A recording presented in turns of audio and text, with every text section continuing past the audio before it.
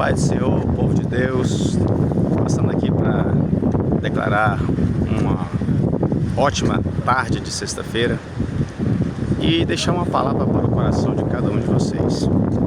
Nós sabemos que a primeira coisa para encontrar o nosso propósito é ter uma visão de onde nós estamos e onde nós queremos chegar.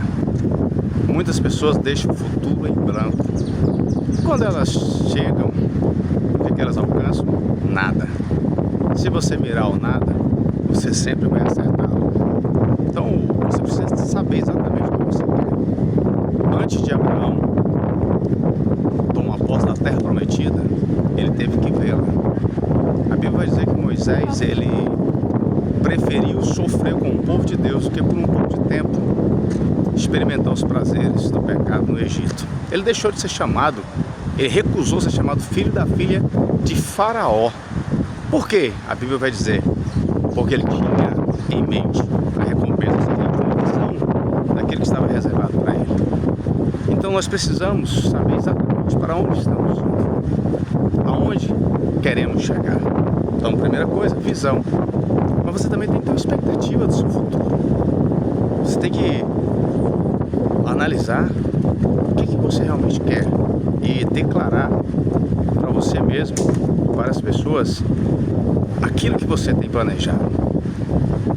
E lógico, nunca esquecer que Deus, ele prepara você na sua vida cotidiana, nas coisas do cotidiano. Tem gente que pensa que Deus vai colocá-lo em coisas grandes, sem testá-la primeiro nas coisas pequenas. E aí onde está o grande problema das pessoas? Elas esquecem que são nas coisas do dia a dia que Deus as treina, as capacita para as coisas extraordinárias. Lembra de Davi? Davi estava cuidando das ovelhas do seu pai e enquanto cuidava das ovelhas, ele matou o leão, ele matou o urso. E foi exatamente essa conquista, o fato dele matar leão e urso, que quando o gigante Golias desafia Israel, foi esse fato que o convenceu das suas habilidades, que o convenceu que ele poderia enfrentar o gigante. Também foi esse fato que fez com que ele tivesse uma audiência com o rei. E foi com esse fato que ele convenceu o rei que ele poderia lutar. E assim ele venceu o gigante.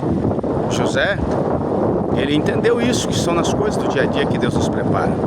Ou seja, embora ele fosse um escravo, ele fez o seu melhor. Ele achou graça aos olhos de Potifar, ele achou graça aos olhos do carcereiro, cuidou da fartura em Potifar e cuidou da escassez na prisão. Quando Deus o promove, ele vai cuidar de 7 anos de fartura e 7 anos de escassez. Então não se esqueça, é aonde você está que Deus treina você. Então faça o seu melhor. Não cometa o erro das pessoas esperando Deus colocar elas em grandes posições para elas poderem fazer o melhor. Não, é no que você está fazendo agora que Deus vai preparar você. Então você precisa de visão, você precisa de preparação e você precisa de ter expectativa. O seu futuro é tremendo, porque foi escrito por Deus. E Ele já diz, eu é que sei que pensamentos eu tenho a respeito de vós. Pensamentos de paz, não de mal, para dar a cada um de vocês o fim que vocês desejam. Então, continue buscando. Agora, uma coisa é certa, as portas é Deus quem abre, mas quem entra nelas é você.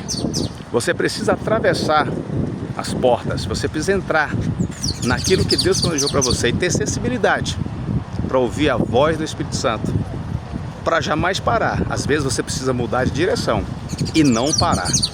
Paulo queria pregar na Ásia, o Espírito Santo não deixou. Ele queria entrar na Bitínia, o Espírito Santo não deixou. Então ele chegou a Troades, lá ele teve um sonho. Alguém gritando para ele passar a Macedônia. Ele entendeu que era lá que Deus o queria. Então às vezes temos que ter sensibilidade para ouvir a voz de Deus e mudar a direção. Jamais parar. Pense nisso. Deus te abençoe. Forte abraço. Bora para cima. O seu futuro é grande. Os sonhos que Deus sonhou para você são grandes. E se você não parar e continuar avançando, você vai ter uma história digna de ser contada. Forte abraço, Deus te abençoe e até mais.